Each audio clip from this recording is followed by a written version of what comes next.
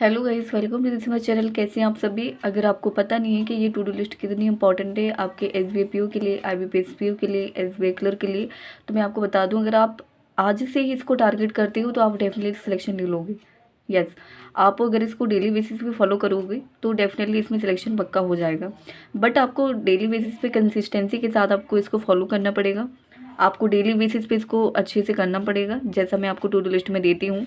अगर आप ऐसा करते हो तो डेफिनेटली सिलेक्शन हो जाएगा। हाँ, मैं भी अपनी टू डू लिस्ट को डेली बेसिस पे फॉलो करती हूँ और आपको भी देती हूँ। और डोंट वरी एट ऑल, मैं आपको ये टू डू लिस्ट की जो पीडीएफ है आपको टेलीग्राम चैनल पे दे दूंगी।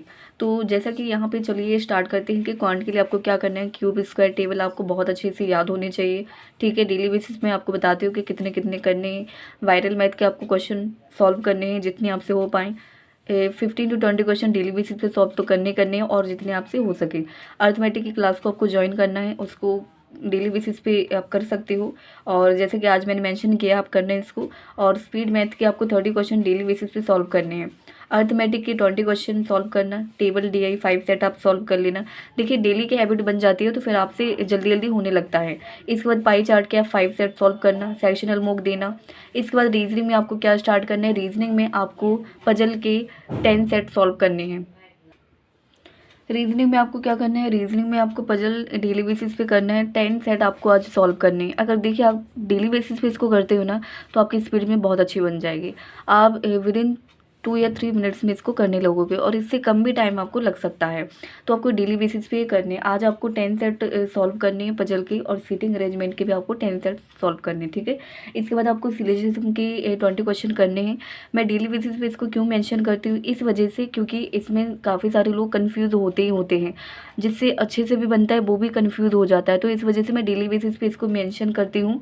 20 क्वेश्चन आपको इसके सॉल्व करने हैं। इसके बाद आपको एक सेक्शनल मॉक देना है, प्री का देना है आपको। ठीक है, मैंने जितने भी सेक्शनल मॉक इसमें मेंशन किए हैं आपको प्री के देने हैं। इंग्लिश के लिए आज मैं क्या लेकर आई हूँ, इंग्लिश में आपको देखिए हम परफेक्शन क्लास देखते हैं, एडिटोरियल देखते हैं, बट आपको आज क्या करना है, आपको रीडिंग कॉम्प्रीहेंशन खुद से सॉल्व करना है। ठीक है, खुद से सॉल्व करना, खुद से रीडिंग करना। और देखिए जैसा कि आपको पता है प्री में हमें स्किमिंग करनी पड़ती है, तो हमें बहुत अच्छी सी रीडिंग आनी चाहिए। और क्या कहते हैं, मेंस में क्या होता है, मेंस में हमें रीडिंग करनी पड़ती है, बट प्री में स्किमिंग थोड़ा मतलब वो हो जाता है कि किसी किसी से नहीं हो पाती है। तो इसके लिए आपको क्या करना पड़ेगा, डेली बेसिस पे आप रीडिंग करना स्टार्ट करें। तो रीडिंग के लिए अब मैं आपको क्या बता रही हूँ कि रीडिंग कॉम्प्रीहेंशन आप सॉल्व करें। आज रीडिंग कॉम्प्रीहेंशन करना, आप इसका एक सॉल्व करना सेट। ठीक है, इसके बाद पैराजंबल का भी एक सेट सॉल्व करना है। इससे आपकी रीडिंग बहुत अच्छी हो जाएगी, बिलीव मी, बहुत अच्छी आपकी रीडिंग हो जाएगी। इसके बाद क्लोज टेस्ट के भी आपको एक सेट सॉल्व करना है। ठीक है, खुद से करना है, आपको समझ के करना है कैसे आप उसको कॉम्प्रिहेंड कर पा रहे हो। इसके बाद वोकैब के लिए 15 मिनट देना आप।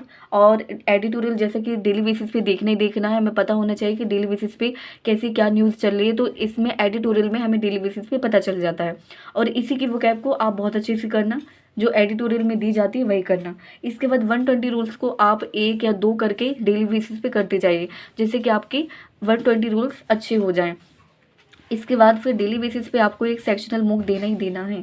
ठीक है, इंग्लिश के लिए आपको अगर बहुत अच्छा मतलब इसको करना है, जैसा कि आपको पता है SVPO में इंग्लिश मैंने टारगेट किया है, तो मुझे इंग्लिश को बहुत अच्छा करने करना है, चाहे जैसे भी करना हो करूँगी। बट इंग्लिश को इस वजह से अच्छा करना है क्योंकि SVPO में सेक्शनल कट ऑफ नहीं रहती है ना, तो फिर हम कैसे भी कर सकते हैं, हम कोई भी सब्जेक्ट टारगेट कर सकते हैं। तो जैसे कि मैंने किया है GK और इंग्लिश को किया है, तो इस वजह से मैं इंग्लिश को चाह रही हूँ कि इंग्लिश को बहुत अच्छा कर लूँ, GK अपनी बहुत अच्छी कर लूँ, जिससे कि इसमें बहुत अच्छे मार्क्स स्कोर कर पाऊँ। और जिनको नहीं पता है कि SVPO में देखिए कट ऑफ ज़्यादा नहीं जाती है मेंस में, तो इसी वजह से मैं कह रही हूँ कि आप इसको निकाल सकते हो, आप इसको कर सकते हो। इसके बाद फिर C और GA में क्या करना है आपको, C और GA में करंट अफेयर्स को डेली बेसिस से आपको क्लास देखनी है। स्टैटिक GK आपको जो 5 सितंबर से 11 सितंबर तक है उसकी रिवीजन करनी है। और बैंकिंग अवेयरनेस को आपको 15 मिनट देने हैं डेली बेसिस पे। अभी आपने जो पिछला पढ़ा है उसका रिवीजन कर लेना। ठीक है, इसके बाद टारगेट बैंकर आप इसको ज्वाइन कर लेना। ये मेरा यूट्यूब चैनल है, इसको जरूर सब्सक्राइब कर लेना अगर आपने अभी तक नहीं किया है। और मेरे टेलीग्राम चैनल को भी ज्वाइन कर लेना, जिससे कि इसकी PDF आपको वहाँ पे मिल जाए। तो थैंक यू दोस्तों। अगर आप SBI टारगेट कर रहे हो तो इस टू डू लिस्ट को डेली बेसिस पे सॉल्व करना स्टार्ट कर दो। ठीक है, आप इसको कर सकते हो, SBI PO हम निकाल सकते हैं ठीक है दोस्तों, तो ये मेरे यूट्यूब चैनल, अगर आपने अभी तक इसको सब्सक्राइब नहीं किया है तो कर लेना, जिससे कि कोई भी नोटिफिकेशन आपसे मिस ना हो। और टेलीग्राम को जरूर ज्वाइन कर लेना, मेक श्योर करना कि आप उस पर इसको टू डू लिस्ट को ले सको। ठीक है, थैंक यू दोस्तों।